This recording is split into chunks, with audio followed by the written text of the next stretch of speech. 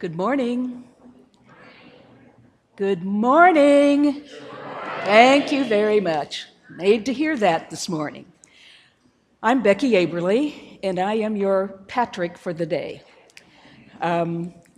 Actually, he asked me to do this about a month ago, and I had just come back from my sister's church where I gave a talk for their minister. At the same time, I haven't done that for a long time. And I stopped in to tell Patrick that I had survived. And he was glad. I was thrilled. And then he said, "How would you like to do it again on the 19th of July?"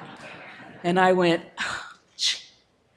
and then for whatever reason, my lips said, sure, I'll do it. And then the rest of the month, I've been going, okay, what am I going to talk about? So I asked Patrick, I said, what do you want me to talk about?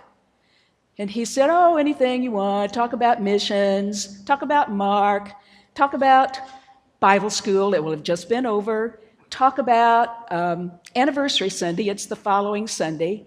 And I thought, okay. And said, oh, and if you want to, you can talk about your journey with cancer. And I thought, okay. So here I go. Connect the dots as we go along. First of all, I'm going to tell you what the points of my talk are right off the bat, just in case they get slided over somewhere along the line. Number one, walk and do with the hands and feet of Christ. That's my point. The hands and feet of Christ are important. When you can't do that, then you do what you do. You do this. You put one foot in front of the other, and you just keep going. You just keep going. And while you're doing that, you can also do what I had to do the last 10 years, and that is look for God wherever you can find him. Not always is he easy to find when things are not good at your household, but he is there every step of the way. He is always there. So I asked Patrick what I should do, and when he mentioned the mission trips and all that, I thought, okay, I remember, and I forgot to look at this. It's there, hands and feet.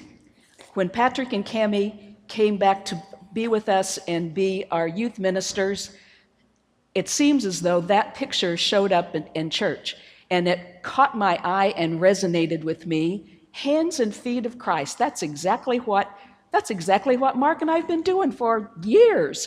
He started when we lived in Fort Wayne, and we were helping our neighbors and friends, most of them his friends because I was not from Fort Wayne, move from their first apartments into their first homes. Mark was, during summer between college years, he worked for Seltzer Moving Van in Fort Wayne, so he learned how to pack a truck. So when it was time to move, call Mark, he comes over, they pack the truck, they're gone. I step in with paintbrush. I'm good with the paint. There are some places around here where my paint might still be there. Usually it was with a paintbrush about the size of a pencil lead, because that's the kind of paintbrush I like. I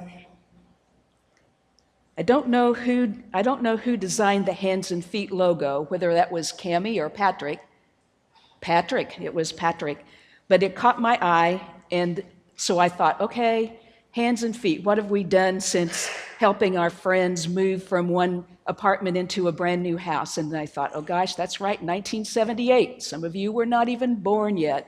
But Mark and I were on our way to the Rocky Mountains for an 18-day camping trip, no hotels involved, camping trip with 35 junior high kids. Actually, those kids ranged in age from 4 to 14, but once they're all there together, they all need to be fed. There were 35 kids there. We survived that, but it gave us the background, more or less, for doing mission work. So the next time I look up, we've signed up to do a mission trip to Mississippi, 2002, 28 years later, and one kid. So we go to Mississippi, and we work really hard in Mississippi, and it was fun. I could not believe that we could have fun doing manual labor and sweating, but we did, and we were good at it, and Mark just loved it. It was like his world opened up from the telephone business, and he embraced all of this mission work, the hands and feet. He was good at that. So the next year, we decide, hey, the church is going to Jamaica. We can do this. So we signed up, and we hauled our little bodies down to Jamaica with a ton of clothes that we really shouldn't have taken, but we did, and we blossomed in Jamaica. There were kids there who needed somebody like us to help them out. Mark and Jim and who else? Steve was there. Anybody else go on that trip with us? No? Oh, Kathy, that's right. But I was thinking in terms of the guys who built the benches. Okay, Kathy was one of the painters. Kathy and Karen and I were painters, and we were good. And we did a fine job, and they appreciated what we had done. Then we were signed up to do the 2005 Jamaica trip, and all of a sudden, we were visited by an unwanted guest. February 11th, 2005, at 12:34 in the afternoon, the phone rang. I picked it up, and the voice said, "Becky," and I knew I was toast. I was toast. Dr. Heiser, who had done my biopsy the day before, called to let me know that it was cancer, and I needed to see him right away. All of a sudden, hands and feet became an issue that we couldn't deal with at the time. We were busy with, well, actually, Mark was the busiest. I was a deer in headlights. I could not believe this could happen to me. I don't smoke, I don't drink alcohol, I don't do drugs. I'm clean. But it came just the same. Mark, on the other hand, was in charge. He went to the computer, he looked it up, he looked up oncologists, he did this, he did that. He called Keena's husband, Pete, and got me into Pete's oncologist. Pete called him the wizard, and he still is. And we went through that with all of the surgeries and the chemo treatments. I didn't have to have radiation, but I was, 10 years ago today, bald as a bowling ball, totally bald.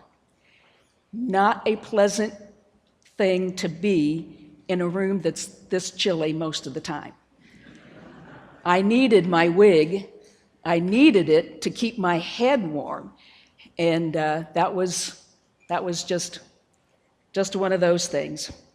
But time went on, and things got better, and by the fall, Katrina bore down on New Orleans, and Mark said he needed to go down there and help.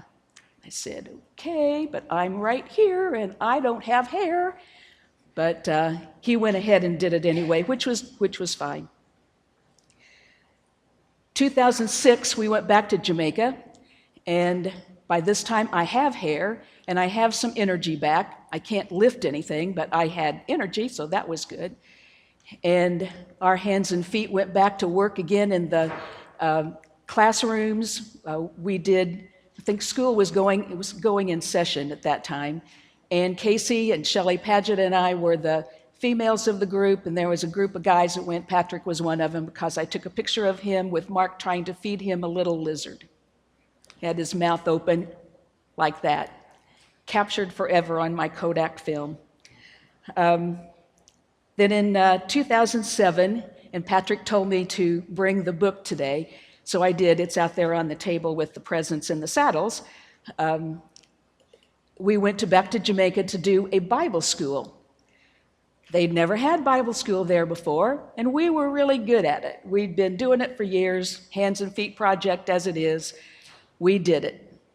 And while we were there, we had 100 kids show up for the first day of Bible school. We were prepared. I think we had t-shirts for 120, and we had crafty things bagged up for about 120.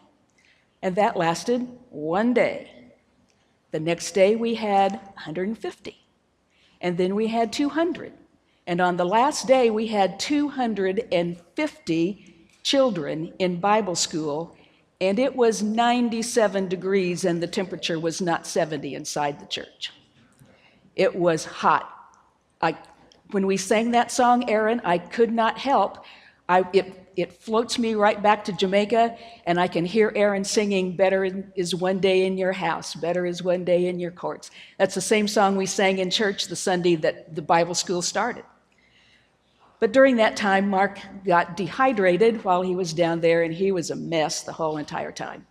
But he plodded through. He had hands and feet, but just like I said before, it was 1 foot in front of the other for him. And by the end of the week, it was 1 foot in front of the other for most of us.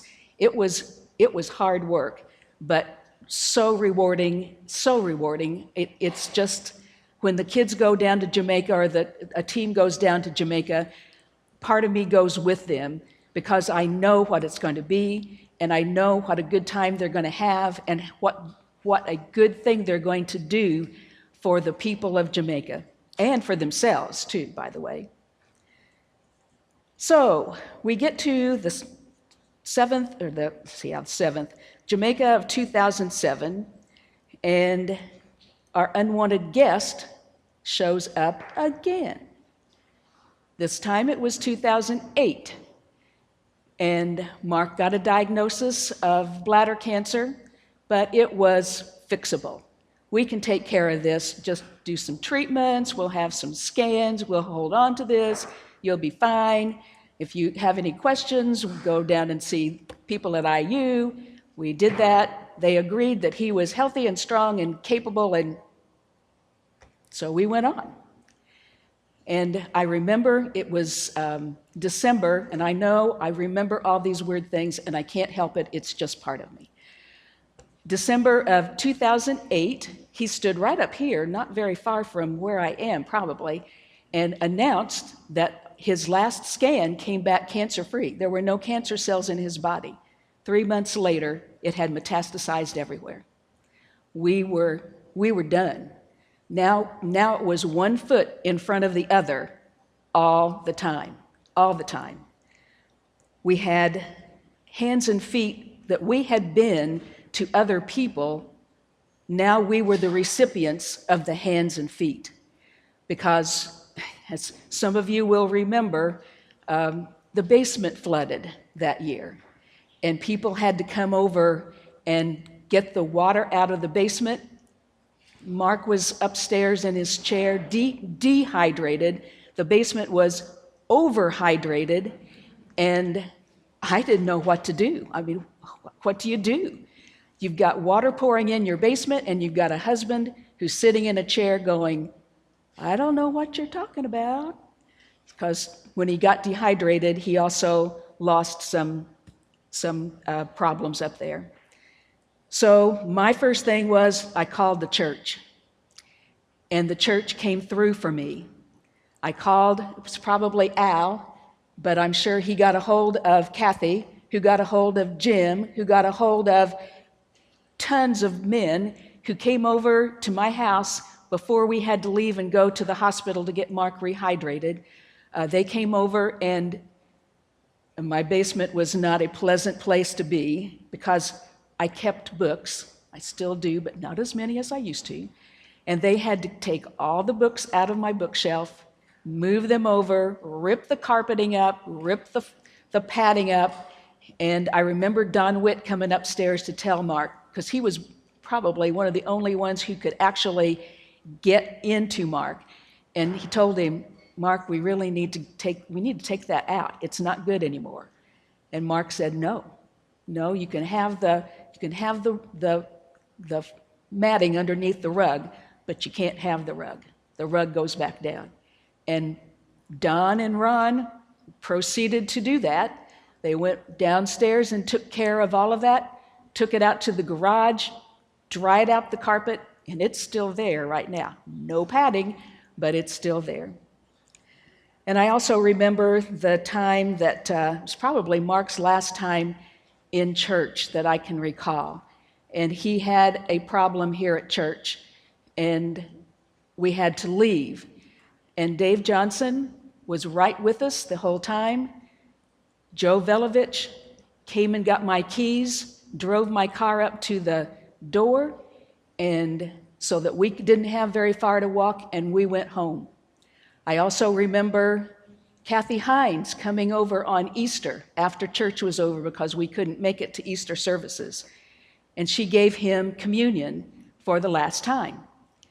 And it was like I was in a surreal place. I knew it was the last time, but I was so happy that she had done it. She used her hands and feet to get over to serve us. Steve came over, and Karen, Petey, so many people in this church came and helped us day after day after day. With me, I had a card in the mail every single day for 6 months, except Sundays. A card just saying, how you doing? Nice to hear that you're doing all right. And it got me through. Mark didn't have a card every day, but he had people praying for him all over the world. And he did the best he could for as long as he could. Now, my Bible verse is Romans 10:15. And how can they preach unless they are sent? As it is written, how beautiful are the feet of those who bring good news. And we had plenty of beautiful feet in our lives, and continue to have beautiful feet in my life. And actually, one of them's not here today because he doesn't go to this church. My neighbor mows my yard, plants my garden, shovels my snow, scrapes my ice, and he does it because it's his ministry. It's his way of being the hands and feet of Christ. And I am terribly grateful to him and his wife and his sons for all that they do for me, and they don't even need to. I'm just a neighbor. But that's Noblesville. We have neighbors, and neighbors take care of each other, and Noblesville takes care of each other. The Bible verse in Romans, I found that verse in 2007 when I was putting together the notebook, and I decided that it was time to do some feet pictures. So I took a picture of Aaron's feet, I took a picture of my feet, I took a picture of Mark's feet, I took a picture of Philip Johnson's feet, I took pictures of all the kids who went there. Mackenzie Records, I took a picture of her feet, and Caitlin Mack and Mandy Lewis at the time, who had just turned 17. And I took a picture of all their feet, Mark's feet too, and Patrick's. And then I had a guessing game in my book. I had just had a picture of the feet, and then you had to guess whose feet those belonged to.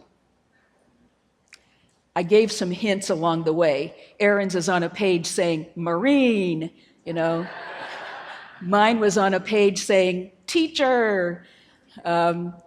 Mackenzie's was on a page that had cameras all over it. So there were hints involved. But we were the ones who gave good news to the Jamaicans. And when I found that Bible verse, and then I looked at the tiny little print, which I had to get my glasses out to look at, it had references to 2 other places. Now, if you notice, it says, as it is written, and then the inside quote is, how beautiful are the feet of those who bring good news. So that means it's someplace else in the Bible. I thought Romans was where it was. It was good enough for me, but I looked it up, and it's in Isaiah and Nahum, both.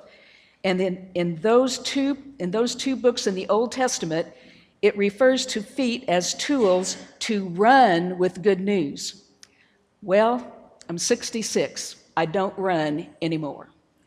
I walk one foot in front of the other. I do the best I can. I help with Bible school as best I can. I help with Anniversary Sunday as best I can. That's next week, same time, same place. And I do one other thing before, well, every day. I do it every day. And that is thank God for what He's done for me. This past Tuesday, He answered a prayer that was started by Mark.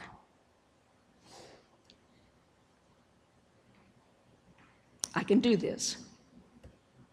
I can do all things through Christ who strengthens me. He prayed for my survival. I should not have, according to the books and the computer and the doctors, I should not have survived triple-negative breast cancer. But on Tuesday, I was dismissed from oncology for good. I am done.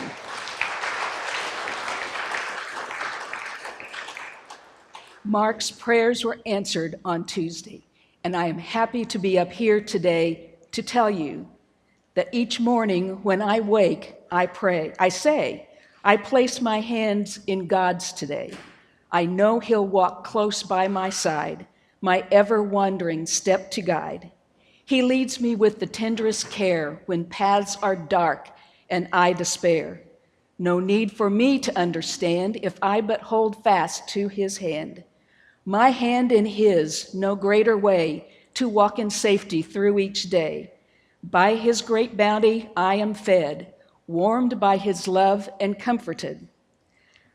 When at day's end and I seek my rest and realize how much I'm blessed, my heart pours out to Him, and then I place my hand in God's again.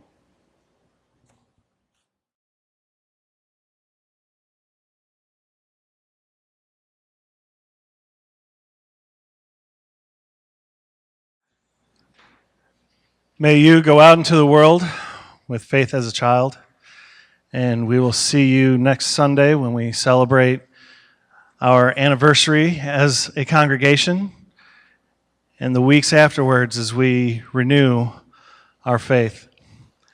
The Lord be with you. Go in peace.